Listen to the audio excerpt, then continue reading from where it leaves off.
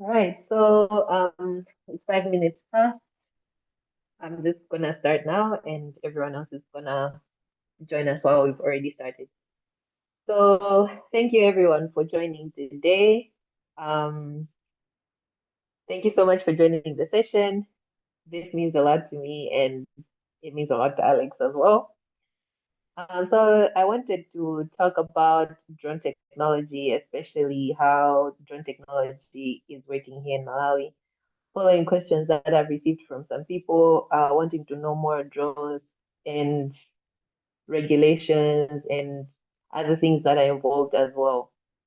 So I'm just gonna give a brief introduction for myself, and then Alex is also going to introduce himself, and then we're going to proceed from there. Um, my name is Phyllis Chibisa. I am currently working as a drone pilot. I'm a certified drone pilot. I've been working for about 2 years now. Right now, I'm working with Wingcopter, which is a drone company that works here in Malawi. We're working in Kasungu district. We're also working in Chisi and Salima. We're a company that uses drones to deliver medical supplies to remote health facilities. Um, yeah, as for my interest in drones, I've been into the whole drone and data industry, I'd say for quite some time, maybe starting from 2018 and up to now. So I'm very excited about this. I'm very excited to see the things that are developing in drones and yeah, where we're gonna go from here. So I'm also very excited to be here to be sharing the information that I have now with you guys. Now gonna give it over to Alex to also introduce himself. All right. Thank you so much, Phyllis. Uh, Alexander here. I am currently okay. So my name is Alexander. Yeah. I know a couple of you guys here on the call. My history with drones, I think, traces back to a little bit of I think since 2019 and 2020, where I was part of the first cohort of the African Drone Data Academy, and then later on got hired as an instructor, and I stopped working with ADDA in last year as the head of training at the academy, and right currently I'm working with Globi as the head of Drones Africa. My primary role is to oversee projects that Globi has in Africa, but yeah, I also work in projects globally, generally. All right, thank you.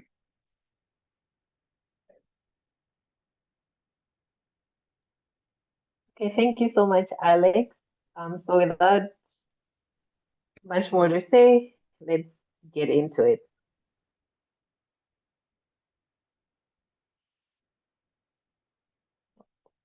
Okay, so drone technology. A lot of you might ask, like, okay, what's drone technology about? I keep hearing you talk about drones and everything. So, I'll say drone technology is one part of the aviation sector. Drones, for a long time, have been used in multiple different uses. So, kind of recently, but not so recently, we have adopted drone technology in African countries, especially here in Malawi, to be used in different industries and to see how we can incorporate drone technology into doing good. So I'm gonna proceed with what drones are. Drones are basically vehicles that are not flown by a person. So we call them unmanned aerial vehicles. So they can fly differently because they're fitted with different sensors. So they'll either fly manually or they'll fly autonomously using missions that are inputted into the drone.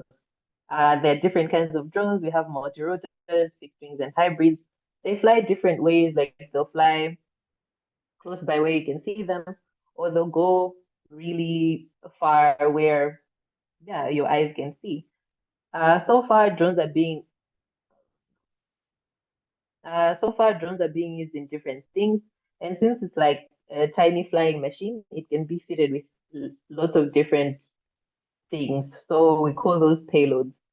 Drones can carry cameras, which has kind of the common type that a lot of people know. They can also carry LiDAR, which can be used for remote sensing. We have drones that also carry emergency medicines or essential medicines like the ones that we work with. Um, yeah, and most importantly, drones are cool. So, I mean, why not? Let's talk about it, right? So now let's get into the main issue that we're talking about here today. What I really wanted to talk about was drones being used in decision making, as well as drones being used in innovation. So most people hear, okay, you fly drones, what do you do? I've had people ask me if I shoot weddings or if I take pictures or make videos, and I was like, no, because like that's kind of the thing that most people know that drones are used for, right? But these recent years, a lot of us have been hearing about how data is gold, data is everything. People are using data for like multiple things. There's a lot of roles that you can use that you can work with data. So drones have also played a big role in the data is gold era. So I've just included I've just included some of the sectors that data is being used in right now. So here we have disaster risk management. Drones are also being used in emergency response, environmental management, as well as law enforcement. So right now, I would say disaster risk management is one of the big things that drones are being used for right now, like in Malawi. Because with the recent cyclone that we had in the country, drones actually played a big role in that. They were used for mapping. They were also used in emergency response, Yeah, where you're drone sitting on the pilots were. bar, drinking in the car. Look at you. Don't ever mute me. You look like a bee. You're sitting on the seat drinking my tea. My name is Mike. You have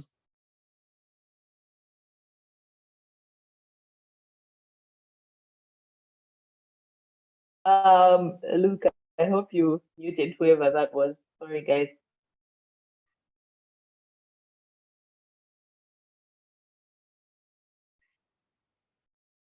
Okay. So yeah, let's proceed. As I was saying, drones are also being used in emergency response, where drones were being used to map the damage that was caused, for example, in transport infrastructure, to say, okay, these roads are bad. So if we take images of the area where the cyclone came, you could kind of decide to say, okay, this is the safer route to use. That was used for people who were like the first responders, I'd say, people were taking supplies to people who were affected by the cyclone and everything. Okay, so apart from emergency response, I'm also just going to talk about law enforcement, where we recently had some graduates from the Malawi Revenue Authority graduating from the African Drone and Data Academy, where they're going to use drones for border surveillance, which I would say is kind of a big security thing also for like border security.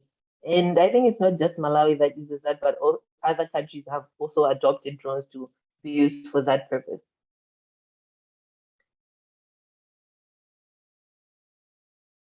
Yeah, so apart from decision making, the other big thing that I talked about was innovation. So, in as much as drones being used in decision making is innovative in its own, but since I said drones can carry anything, right? Like reasonably anyway, they can carry anything. So drones can be tailored for specific functions. Like that's what I meant by when I said drones in innovation. So for example, logistics, which is one of the functions like my day job, like our drone is specifically tailored to carry different payloads, where it's like essential medicines that we're carrying to remote health facilities. Drones can also be used in agriculture, where they'll be fitted with special tanks, maybe that can carry chemicals that can be used to kind of like for pest control in multiple, like, I don't know, estates and stuff. Drones are also used in construction, where not only they can be used for mapping, but I recently saw a drone that was fitted with a 3D printer that is actually building the blocks of a building. So that's one other thing. That's one other thing that drones can be used for. And lastly, drones can be used for entertainment, where now some countries are using drones to have drone shows. So instead of using fireworks, which can have kind of like a harm on the environment, drones are a safer option, and they, quite frankly, like they look even better than just using fireworks, right? So, now let's talk about drones in Malawi.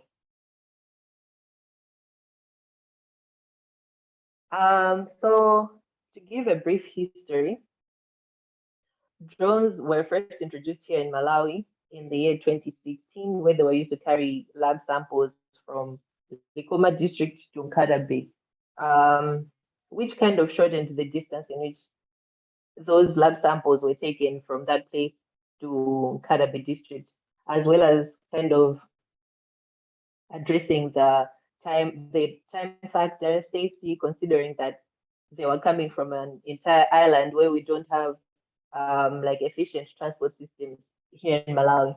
And then they were later used in 2017 to map, like to do a flooding assessment, just as they've been used this year. And then the data from that time was used to by decision makers again to kind of say, okay, how are we going to respond to this, or how are we going to plan further? How are we going to plan our cities and stuff? So apart from all of that, that's when the government of Malawi, as well as UNICEF, decided to establish the humanitarian drone testing corridor here in Kasungu district, where the testing corridor is open to drone companies, it's open to training institutions, NGOs, and yeah, anyone who's kind of interested in learning to fly and things like that. So apart from the other things that I've mentioned, here in Malawi, we're currently using drones in health.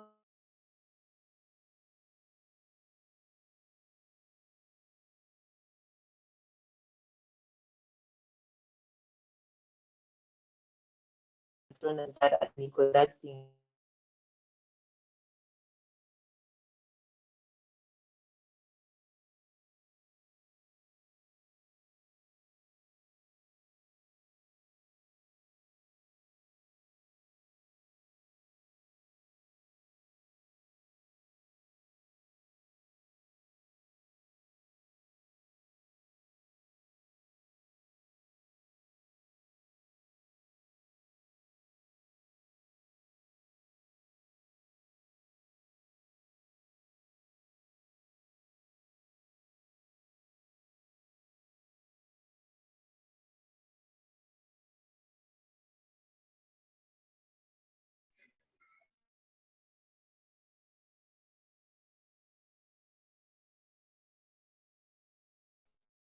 Okay, sorry, I think I dropped off the call.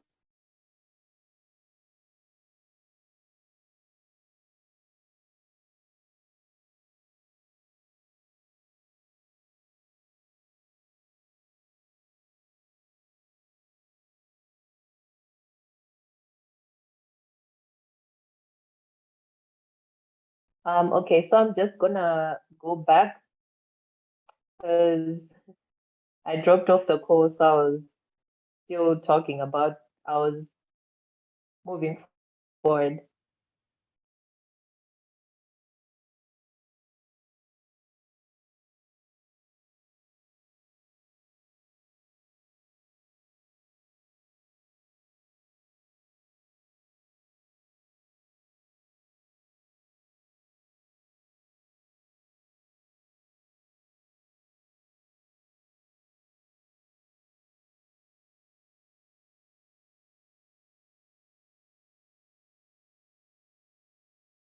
Okay, my screen from here.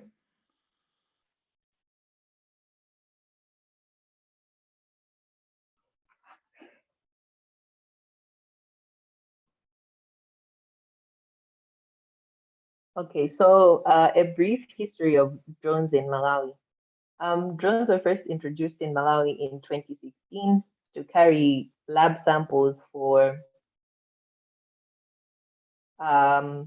they were carrying infant lab samples, like they were conducting HIV tests in Likoma Island. So those samples that were collected in Likoma Island were carried by drone to be taken to Nkadabe District Hospital for testing. So using drones in this way not only made the process more faster, it also made it safer as compared to collecting the samples and then getting on a boat to go from the island to Nkadabe District. It made the thing faster, it made it safer, and it also made it cheaper. And then drones were again used in 2017 to conduct damage assessment after flooding events. And after that, that's when the Malawi government with UNICEF decided to establish the humanitarian drone testing corridor. This is in Kasungu district. For those who don't know, but for those who have been to Kasungu Airport, that's where the humanitarian drone testing corridor is. So they kind of restructured the airport now to become a drone testing corridor.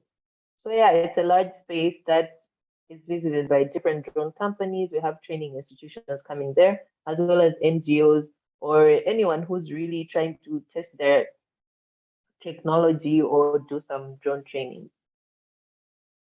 So apart from the examples that I've given, we are also here in Malawi using drones for training, such as the African Drone and Data Academy, which now is training pilots in not only flying, but collecting data using drones as well as analyzing it. We have drones being used in surveys and mapping, for example, the post-disaster assessments. We have drones in utilities, entertainment, and as well as in agriculture. So some days ago, someone actually asked me when the cyclone was happening, like, okay, what are drone pilots doing? What are drones being used for when the country is going through this? So yeah, drones were actively used. UNICEF, together with the government, kind of deployed the African Drone and Data Academy. They also deployed companies like Globee to work together in order to kind of collect information faster, in order to help them with how they were going to respond to the cyclone.